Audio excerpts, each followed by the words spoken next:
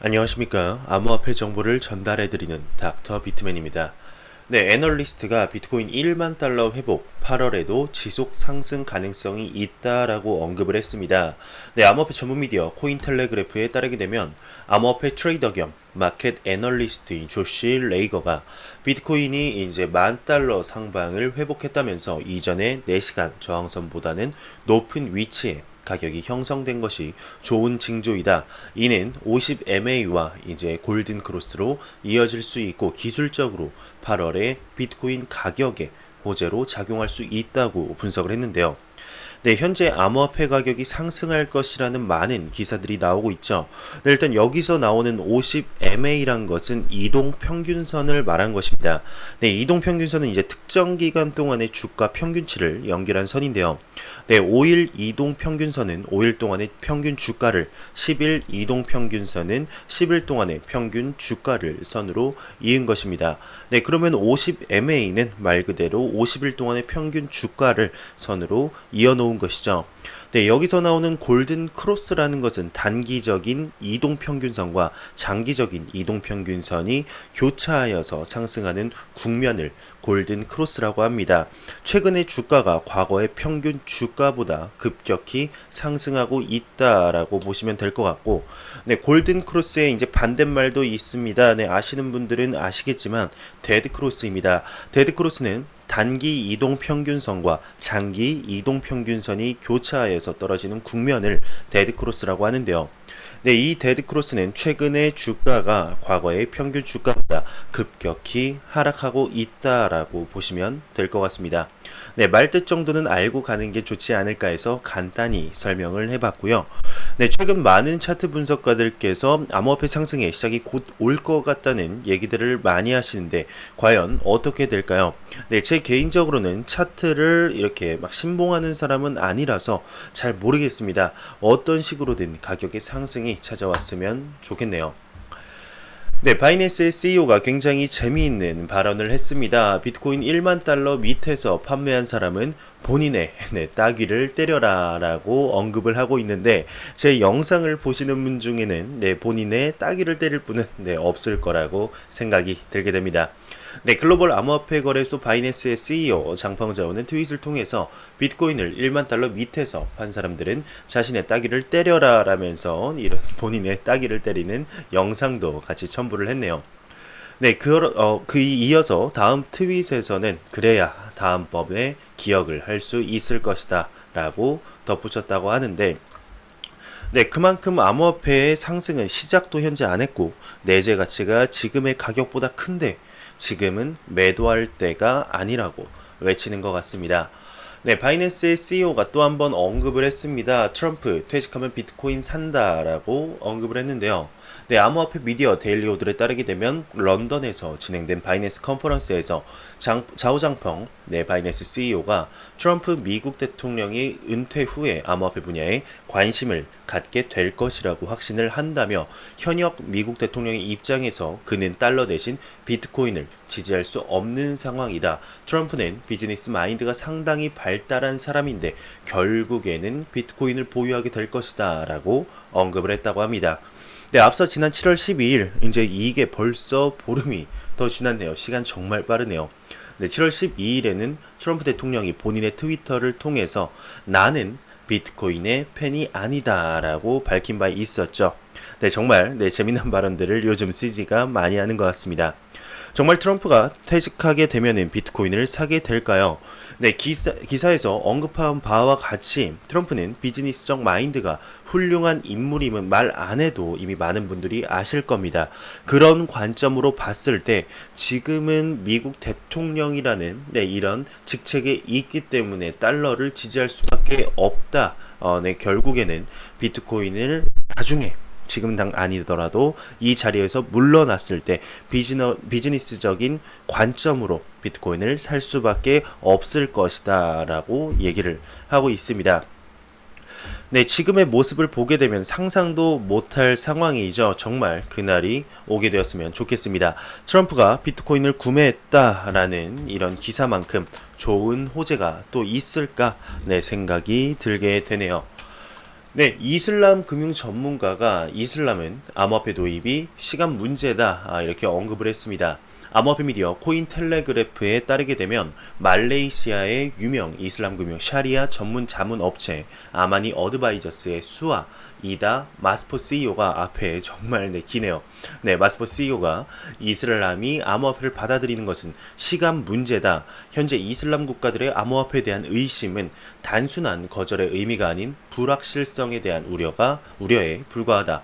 필요한 것은 그들이 암호화폐를 받아들일 수 있도록 지원하는 교육기관이고 이를 통해서 암호화폐 투명성이 사회 전역에 광범위하게 어필할 수 있을 것이다. 이 같은 현상은 언제든 나타날 수 있다라고 강력하게 얘기를 했습니다. 네, 간혹 가다가 이슬람 하면은 이제 국가로 생각하시는 분들이 아주 간혹 가다 있으신 것 같아서 간단하게 말씀을 드리게 되면 이슬람 같은 경우는 불교, 기독교, 유대교, 힌두교와 함께 이제 세계 5대 종교 중 하나이죠. 발생지는 사우디아라비아로 현재 알려져 있습니다. 네, 여기에서 나오는 유명 이슬람 금융 샤리아 전문 자문업체, 여기서 나오는 샤리아는 이슬람교의 율법을 말합니다. 네, 근데 그거 아십니까? 네, 2018년 8월에 이슬람 율법을 따르는 암호화폐 거래소가 세계 첫 등장을 했습니다. 네, 이슬람 율법에 위배되지 않는 거래소라고 하는데요. 이름은 FIC입니다. First Islamic Crypto Exchange의 줄임말인데 이미 작년부터 준비를 해왔던 겁니다. 이슬람의 율법을 최대한 지키는 이제 힘든 작업을 거쳐서라도 암호화폐 시장에서 뒤처지지 않겠다는 의지를 보인 것이라고 해석할 수 있지 않나 싶습니다. 네, 샤리아 자문위원회가 이제 샤리아에 따라서 할랄은 이제 율법에 허가된 행위라고 하네요. 네, 할랄로 간주되는 암호화폐만을 상장을 하면서 도박이라든지 고리대금, 부도덕, 술, 담배 다단계 등 자문위원회가 이제 하람은 율법에서 금지한 행위입니다. 네, 이 하람으로 판정한 암호화폐는 상장하지 않겠다고 했습니다. 네, 자료를 조사하면서 또 한 가지 소식을 알게 되었는데요. 네, 여러분들 스텔라 아시죠? 네, 맞습니다. 그 스텔라가 맞습니다. 여러분들이 생각하시는 스텔라 루멘이 2018년 7월에 샤리아 인증을 받은 첫 번째 또 코인이 되었습니다. 이 소식 때문에 스텔라가 작년 이맘쯤에 이제 급등을 했었다고 하네요. 참으로 신기한 소식이지 않나 싶습니다. 네, 여러분들은 현재 잡다한 지식이 쌓여가는 닥터 비트맨 채널을 보고 계십니다. 네, 이렇게 지식들이 소소하게 쌓여가는 것도 하나의 재미이지 않나 생각이 들게 되는데요. 네, 이슬람 쪽에서도 암호화폐 시장에 이렇게나 관심을 가지고 있었는지 이번 자료를 조사하면서 알게 되었습니다. 네, 아부다비 은행도 블록체인 기반 이슬람 율법 준수 채권 거래를 성공했다고 합니다. 이슬람 국가에서는 율법이 참으로 중요한 것 같은데요. 잠깐 짚고 넘어가자면 아부다비 은행 같은 경우는 2018년 2월 이미 리플과 파트너십을 체결을 했었습니다. 국제 결제를 강화하겠다는 취지인데요. 네, 리플사의 수백 개가 넘는 파트너십이 국제 금융과 관련된 기사에서 직간접적으로 계속해서 나오고 있다는 사실이 참으로 신기한 것 같네요. 네, 이슬람권 국가에서의 암호화폐 시장이 얼마나 성장하게 될지, 또 이러한 사실들이 암호화폐 시장에 어떠한 영향을 미치게 될지 지켜보도록 하겠습니다. 네, 유통 공룡 월마트도 페이스북처럼 스테이블 코인을 발행할까라는 기사가 나왔는데요. 네, 미국 최대 유통공룡 월마트가 블록체인을 통한 디지털 화폐 시스템과 방법론에 대한 특허를 출원했다고 합니다. 네, 페이스북 암호화폐 리브라와 같은 미달러 기반의 스테이블 코인을 발행할 가능성에 주목을 하고 있다고 하는데요. 네, 특허에 따르게 되면은 기존 통화 단위의 디지털 화폐를 연동을 하면서 디지털 화폐 데이터를 블록체인에 보관하는 시스템이라고 합니다. 네, 또한 수수료를 크게 절감하고 기존 현금과도 쉽게 상환될 수 있다는 설명인데 어디서나 사용할 수 있고 여타 디지털 화폐의 가치를 연동할 수 있다고 하네요. 네, 월마트도 페이스북과 마찬가지로 디지털 화폐가 기존 금융 인프라에서 이제 불편을 느낀 사람들에게 도움이 될 것이라고 전망을 했습니다. 수입이 적은 주부 입장에서는 신용 문제로 인해 카드를 쓸 수도 없고 은행 계좌가 있더라도 예금을 그리 많이 할 수는 없는데, 다만 은행이 부담스러운 사람에게 매일 그들의 금융제품을 채워주는 기관으로부터 자산도 관리받은 대안이 있을 것이란 게 월마트의 입장이라고 하네요. 네, 아울러 이제 구매 활동이라든지 크라우드 소싱을 위한 가치거래 오픈 플랫폼을 만들 것이라고 덧붙였다면서 단지 오프라인 매장뿐만 아니라 온라인 상거래 플랫폼, 나아가 인력 시장으로도 나아갈 수 있다는 것이 이 월마트 측의 설명입니다. 네, 월마트 정말 거대한 회사죠. 지금 점점 글로벌 굴지의 기업들이 암호화폐 시장에 뛰어들고 있습니다. 왜 이러한 회사들이 암호화폐 시장, 블록체인 시장에 뛰어들고 있을까요? 답은 간단합니다. 직설적으로 말씀드리면 돈이 되는 시장이기 때문입니다. 선점 효과를 보고 싶기 때문이죠. 월마트는 동네 슈퍼마켓이 아닙니다. 2014년 매출이 4,700억 달러에 달하는 어마무시한 기업입니다. 달러로 하니까 이제 감이 안 오실 수가 있어서 한화로 말씀드리게 되면 약 680조입니다. 어마무시한 숫자이죠. 현재 암호화폐 시장이 약 206조인 점을 감안하게 되면 정말 거대한 기업입니다. 포춘지 500 선정 2007년에는 매출 기준 1위를 한 기업인데 왜 시간이 갈수록 해가 갈수록 이러한 굴지의 대기업들이 계속해서 암호화폐 시장을 노리는 것일까요? 네, 우리나라 삼성, LG, 그리고 애플, 페이스북, JP모건, 골드만삭스, 월마트 등 이름만 나열해도 정말 수십 개가 나올 것입니다. 이들은 아는 것입니다. 암호화폐 시장이 커질 것이라는 걸. 그리고 우리가 모르는 정보들도 알기 때문에 지금 전 세계적으로 이슈가 되고 있고 암호화폐 시장에 지금 진출하기 위한 위험한 시장 상황인데도 불구하고 지금 현재 미국 대통령이 직접 트윗으로 나는 비트코인 팬이 아니다, 달러가 최고다라고 외치고 있는 상황에서 미국 기업이 나는 스테이블 코인을 만들 것이다 라고 외치는 것은 사실상 미친 짓이죠. 네, 그런데 왜 이런 미친 짓을 하고 있을까요? 개미를 따라가지 말고 기관 투자자를 따라가면 된다라는 말이 있죠. 우리는 기관들이 하는 행동을 보면 됩니다. 그리고 그 기관들의 말이 아니라 진짜 투자를 했는지 포트폴리오와 행동을 보게 되면 그 속에 진실이 숨어있지 않나 생각이 들게 되네요. 네, 그러면 코인마켓캡에서 가격 한번 보고 제가 준비해온 기사로 다시 넘어가도록 하겠습니다. 네, 현재 코인마켓캡을 보게 되면 지금 메이저 탑10 코인들의 전반적인 모습들이 지금 소폭 상승을 하고 있습니다. 네, 비트코인 같은 경우는 전날 대비 크게 올랐죠. 5% 정도 상승을 하면서 1260만 원대, 이더리움은 2.87% 상승을 하면서 26만 4천 원대, XRP 같은 경우는 0.7% 사실상 이제 횡보를 한 거죠. 네, 하나로 380.33원대를 유지를 하고 있습니다. 네, 이렇게 계속해서 암호화폐 가격들이 조금이지만 상승을 하고 있는데요. 네, 그 와중에 이제 비트코인 도미넌스 같은 경우는 더욱더 높아졌습니다. 이제 어제가 64.7%, 65%였는데 조금씩 비트코인 도미넌스가 상승을 다시 하고 있네요. 비트코인 도미넌스가 하락을 해야지 알트코인의 대상승장이 온다는 게 역사적으로 봤을 때 그래 왔기 때문에 비트코인 도미넌스와 알트코인의 상승장에 관한 이런 연관성이 없지는 않아 보입니다. 비트코인 도미넌스 40% 이하로 내려가서 알트코인의 대상승장 다시 한번 보기를 바라봅니다. 네, 굉장히 새로운 신기한 소식이 나왔습니다. 최근 들어서 중국의 암호화폐에 관한 소식들이 계속해서 나오고 있는데요.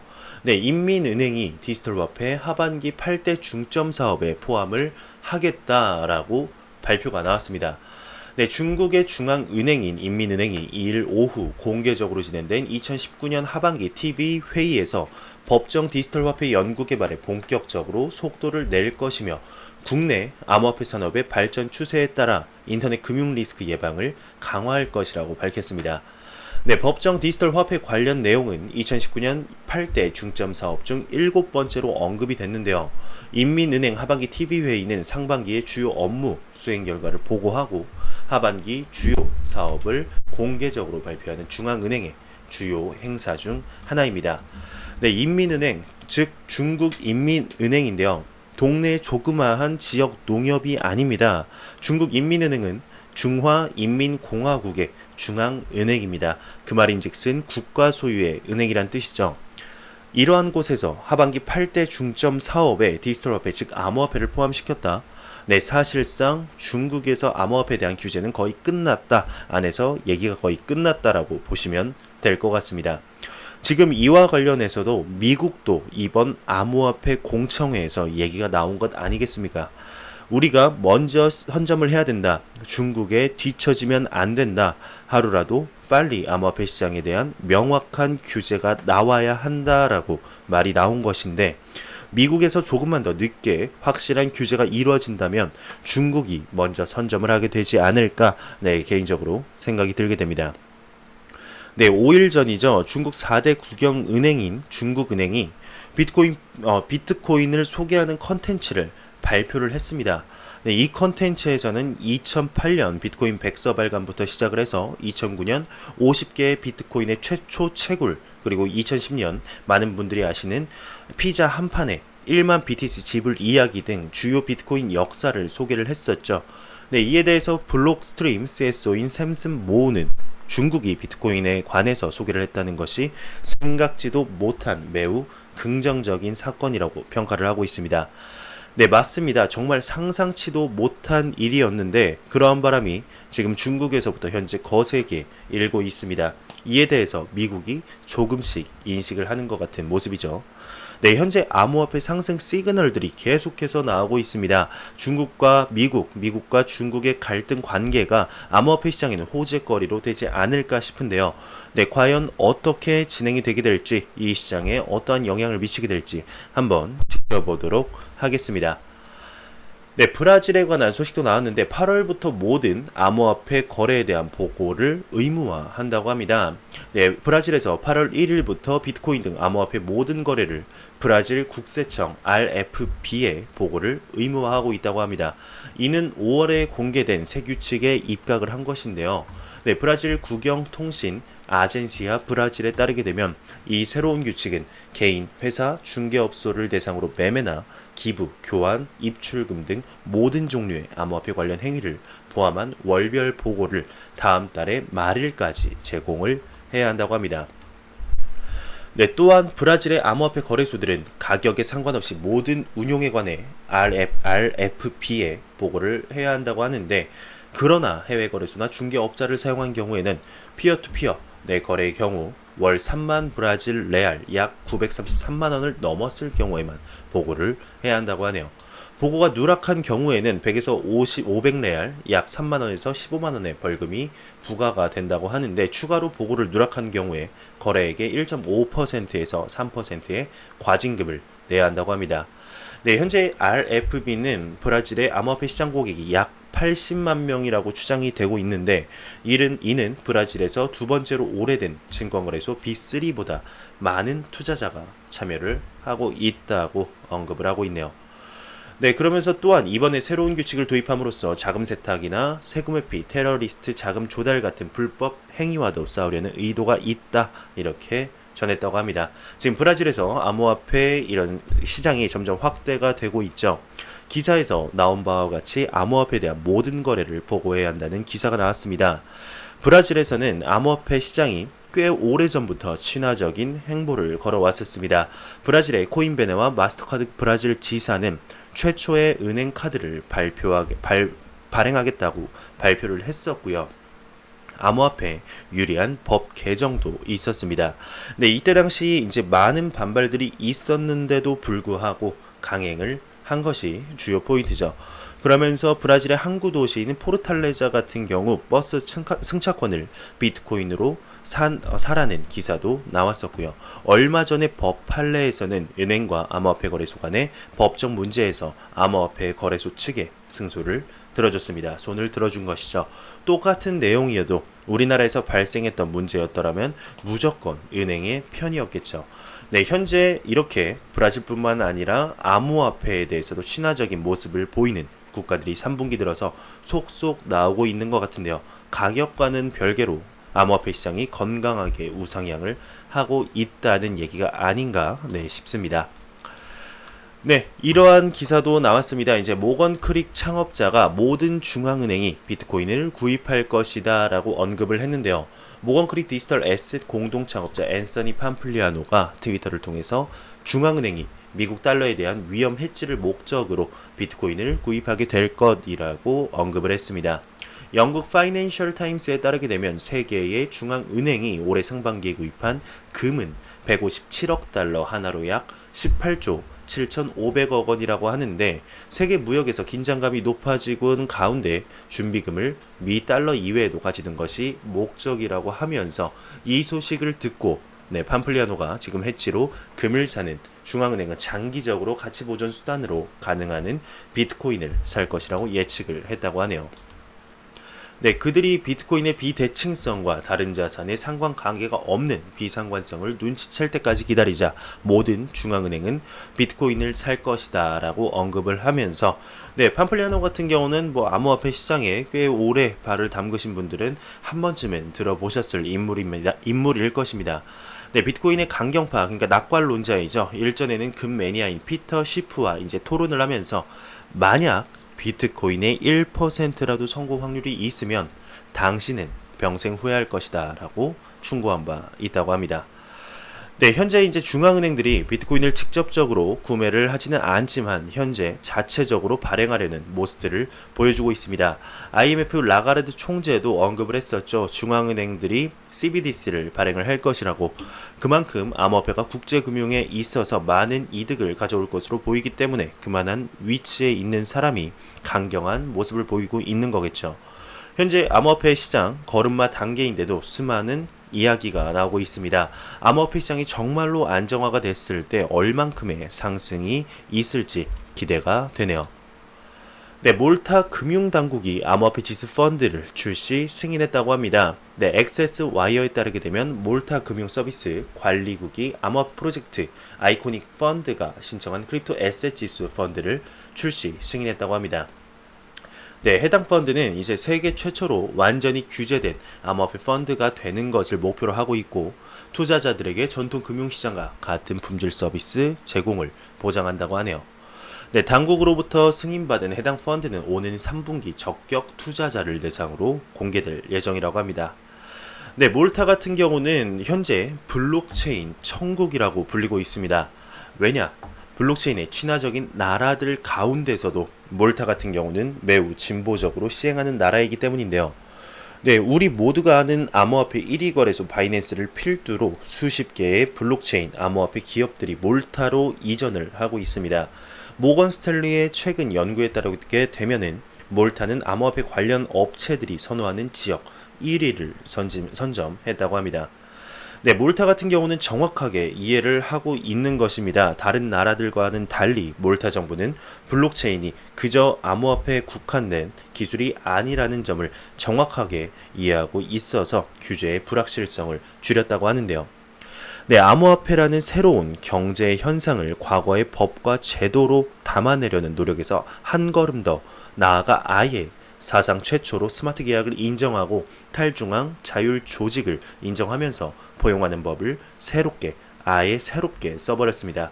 올해 초에는 새로운 종류의 법 인격으로 정의하는 법적 기틀까지 마련해 버렸는데요. 기술협정 법안과 암호화폐 법안이 통과된 데 이어서 몰타 디지털 혁신 당국이라는 규제기관도 새롭게 신설을 하며 암호화폐에 있어서 매우 적극적으로 새로운 산업으로 받아들이면서 블록체인 천국이라는 엄청난 타이틀을 가지게 된 것이죠. 이는 인도라든지 우리나라와는 정반대되는 행보이죠. 왜 이러는 모습을 보이는 건지, 전 세계적으로 블록체인 암호화폐 열풍이 왜 불고 있는 건지 조금만 생각해보면 답이 나오는데 이를 보게 되면 참 우리나라는 아직까지는 암호화폐 산업적으로 있을 때 아직 멀었다라는 생각이 들게 됩니다.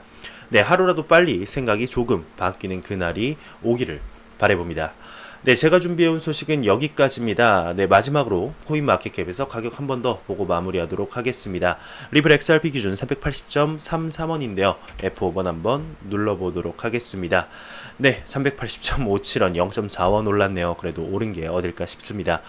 이렇게 지금 암호폐 가격들이 지금 소폭 상승하고 하락하고 상승하고 하락하고 이러한 모습들을 계속 보여주고 있는데 오늘처럼 꾸준히 천천히 우상향을 하는 모습을 보여줬으면 좋겠네요.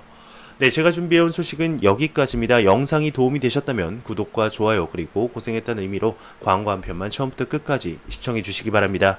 이 채널은 오직 광고 수익으로 운영이 되게 됩니다. 네, 항상 영상 시청해주시는 시청자분들, 구독자분들 너무나 감사합니다. 저는 다음 영상으로 찾아뵙도록 하겠습니다. 항상 노력하는 유튜버 닥터 비트맨이 되겠습니다. 저는 다음 영상으로 뵙겠습니다. 감사합니다.